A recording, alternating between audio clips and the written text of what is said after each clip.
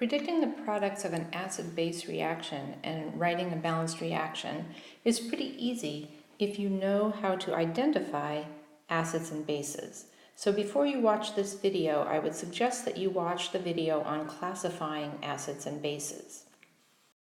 So as an example, let's take acetic acid, which is an acid, and we'll do this in aqueous solution. You know this is an acid because here's the anion, acetate, and we've added an H plus to it, so that makes it an acid. And let's combine that with sodium hydroxide.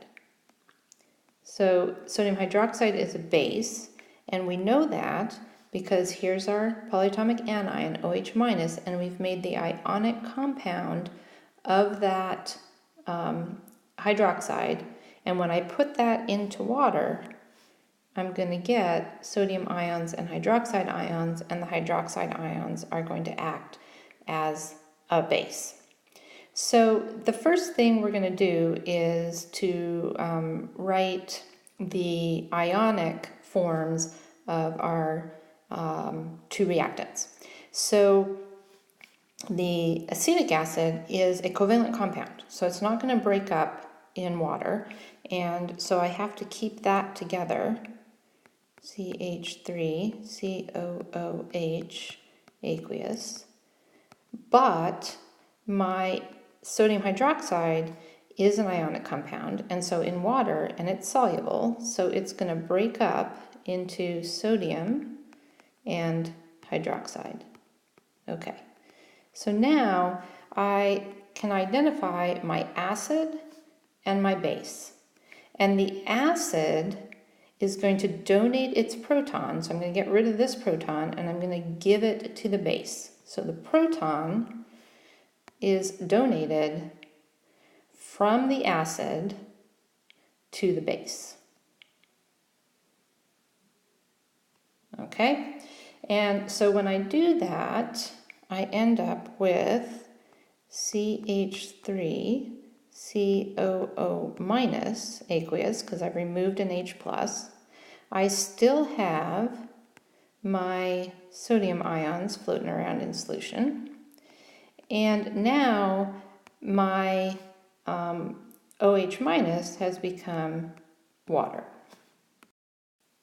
So notice that I have sodium plus ions on both sides of my equation, and so I should be able to cross those out to write the net ionic equation, which becomes then CH3 COOH aqueous plus OH minus aqueous goes to CH3 COO minus aqueous plus water. So my acetic acid donated a proton to the OH minus and became acetate, which is a base, and turned the OH minus into water, which is an acid. So the acid plus the base forms another base plus an acid, but we've just flipped where the proton is. So let's summarize the steps we used to write this acid-base reaction. First, we broke up any ionic compounds that are soluble.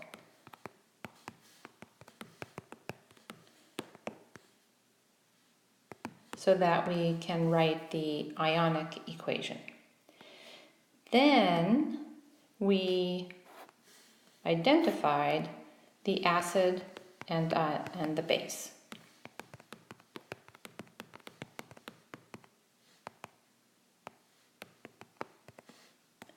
Third, we take the proton from the acid and give it to the base to form the products.